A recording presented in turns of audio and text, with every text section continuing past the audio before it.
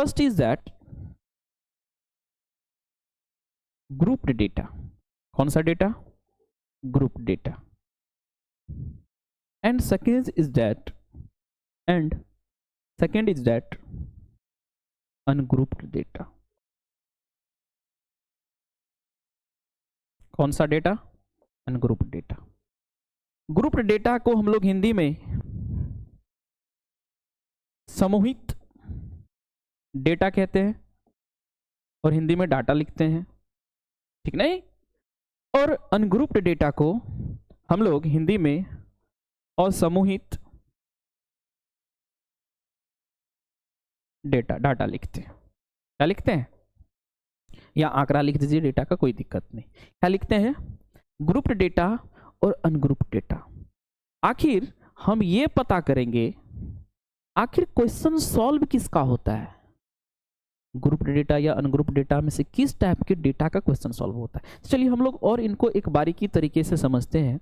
देखिए, अगर grouped data पूछेगा क्या होता है, तो means we can say data that has been organised into groups. किस चीज में? जिसको ऑर्गेनाइज्ड करेंगे, किस चीज में?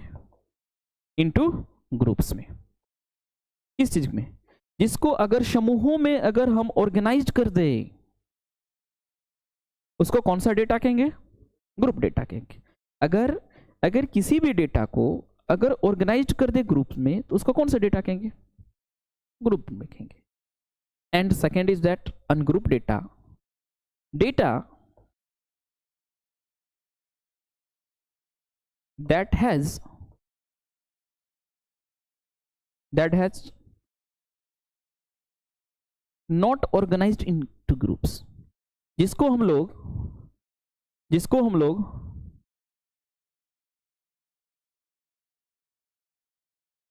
ऑर्गेनाइज्ड नहीं कर सकते हैं। किस चीज में? ग्रुप्स में। जिसको हम लोग ऑर्गेनाइज नहीं कर सकते हैं ग्रुप में, उसको हम लोग कौन सा डेटा कहते हैं? Group data. कोनो दिक्कत? इसमें कोई प्रॉब्लम है? देखिए, फिर चेक करते हैं आखिर यह दिखता कैसा है। तो ऑर्गेनाइज्ड डेटा जो होते हैं, यह दो फॉर्म में दिखते हैं। कितने फॉर्म में? दो फॉर्म में। एक हो गया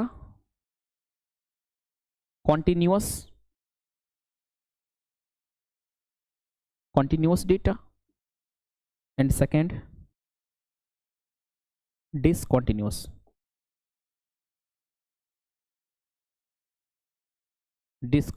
डेटा। कौन सी डेटा कहेंगे? डिसकॉन्टिन्यूअस। मतलब इसको हम लोग सतत डेटा या आंकड़ा कहते हैं, और इसको असतत कौन सी कहते हैं? आंकड़ा कहते हैं। कौन सी कहेंगे? सतत, या एक सतत और दूसरा असतत कहेंगे। सतत किस रूप में दिखता है, कोई बता सकते हैं? तो सतत तो हम समझते हैं, अगर हम पूछ दे आपका ये कॉन्टिन्यूअस वाला या डिसकॉन्टिन्यूअस का हम लोग सॉल्व कर पाते हैं, इस दोनों में से हम किस डेटा को सॉल्व करते हैं? देखिए, सबसे पहले हम लोग देखेंगे कॉन्टिन्यूअस कैसा होता है। तो कॉन्टिन्यूअस डेटा की बात करें,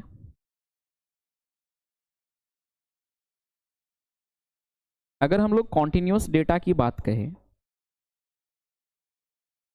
तो इसको पहचानने का सिंपल सा एक फंडा है। आप इनके पैटर्न को पकड़े, ठीक ना? इसको किस चीज को पकड़ेंगे? पैटर्न को। जैसे देखिए, हम एक एग्जांपल लेते हैं, 5 to 10। 5 से 10 के बीच में मान के चले मेरे पास स्टूडेंट्स की संख्या मान लेते हैं 20 है, 20 है, और 10 से लेके 15 के बीच में मेरे पास स्टूडेंट्स की संख्या 7 है। आप कुछ भी ले सकते हो इस रूप में, और 15 से लेके 20 तक के बीच में मेरे पास विद्यार्थियों की संख्या 10 है।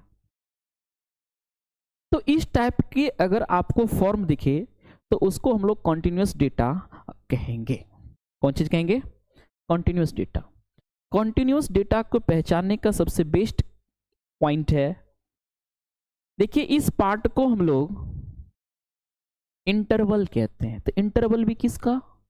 क्लास का, ठीक ना? किस चीज का? क्लास का।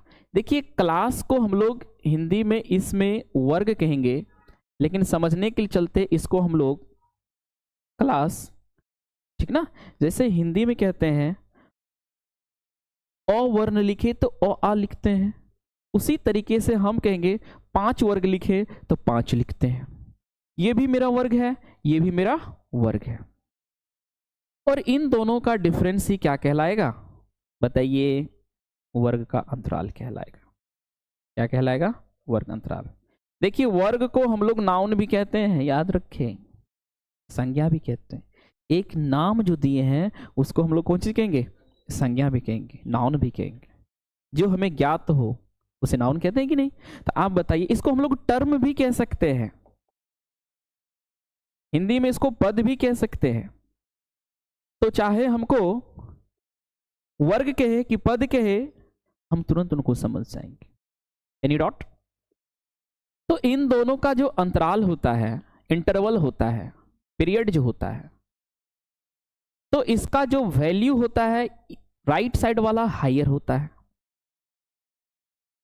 तो राइट साइड वाले फर्स्ट इंटरवल का हायर वैल्यू और सेकेंड इंटरवल का लोअर वैल्यू, इसको हम लोग कौन सा इंटरवल कह देते हैं? First interval. इसको कौन सा इंटरवल बोले? First interval. कौन सा इंटरवल? इसको कौन सा कहेंगे? Second interval. इसको कौन सा? Third interval. इंटरवल किसका है? आप बताइए ना, किसका? क्लास का है। Class means term. Class means what? Term. Term का है। तो टर्म का है तो हम कह सकते हैं फर्स्ट क्लास इंटरवल है। तो फर्स्ट क्लास इंटरवल का higher value second class interval के लोअर वैल्यू के इक्वल है। फिर सेकेंड इंटरवल का हायर वैल्यू थर्ड इंटरवल के लोअर वैल्यू के बराबर। अगर इस टाइप से हम उनको पकड़ लेंगे तो हम लोग कौन चीज कहेंगे? कंटिन्यूस डेटा है। कंटिन्यूस डेटा के आगे में आपको कुछ दिखता होगा डिजिट, सॉरी नंबर, इसको हम लोग कहते हैं फ्रीक्वेंसी। कौन चीज कहेंगे? फ्रीक्वेंसी, आवृत्ति। वो नहीं, आवृत्ति तो कहते हैं आवृत्ति या बारंबारता, कोई दिक्कत? फ्रीक्वेंसी मीन्स आवृत्ति या बारंबारता। लेकिन हम लोग मैथमेटिक्स में इस चैप्टर में आवृत्ति नहीं बारंबारता कहेंगे।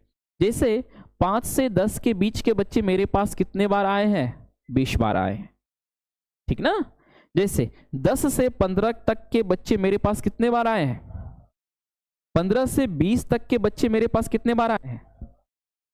तो इसको हम लोग फ्रीक्वेंसी कहते हैं, बारंबारता कहते हैं, और अपने फिजिक्स की भाषा में आवृत्ति भी कहते हैं। कोनो दिक्कत? यह हमेशा फ्रीक्वेंसी जो है आपको किस चीज को रिप्रेजेंट करता है? संख्या को। किस चीज को? संख्या को। अगर इस टाइप का अगर डेटा दिख जाए तो हम उसको कॉन्टिन्यूस डेटा कहेंगे। और कॉन्टिन्यूस डेटा किस डेटा का पार्ट है? ग्रुप्ड डेटा का। किस डेटा का? ग्रुप डेटा का। Any problem? देखिए अब हम लोग इसमें देखते हैं, कॉन्टिन्यूस डेटा समझ गए। अब जरा चलते हैं हम लोग डिसकॉन्टिन्यूस डेटा क्या होता है। ये किसका पॉइंट था?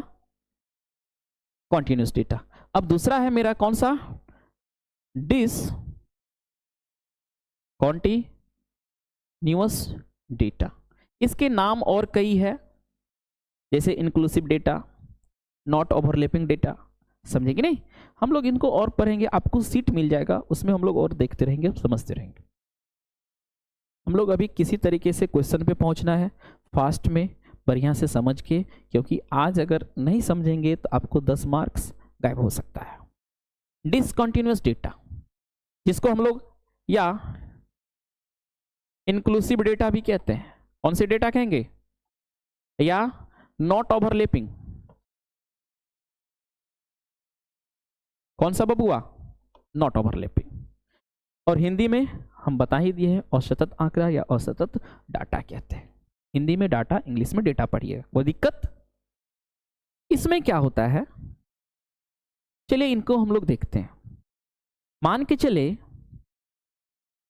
इसका फर्स्ट टर्म, इसका जो है फर्स्ट इंटरवल का ये टर्म मैच क्या है ना, मैच क्या है ना, इसमें मैच ही नहीं करेगा, समझेंगे नहीं। डिसकंटिन्यूस डेटा का आपका इसमें जो हमको, जैसे फर्स्ट क्लास इंटरवल का हायर वैल्यू सेकेंड इंटरवल के लोअर वैल्यू के इक्वल हो गया, इसमें आपको डिसकंटिन्यूस डेटा में मैच ही नहीं करेगा। चलिए चेक करते हैं। मान के चलिए मेरा 2 से 4 दे दिया, एक अंतराल दे दिया, वर्ग का अंतराल दिया है, कहां से कहां तक, 2 से 4 तक। और इसमें बता दिया है कि 2 से 4 के बीच में मेरे पास, 2 से 4 के बीच में मेरे पास मान के चले 5 बच्चे हैं। कितने बच्चे हैं, या आप इनको ऐसे कह सकते हैं 2 से 4 के बीच में मेरे पास जो भी आए हैं वो 5 बार आए हैं।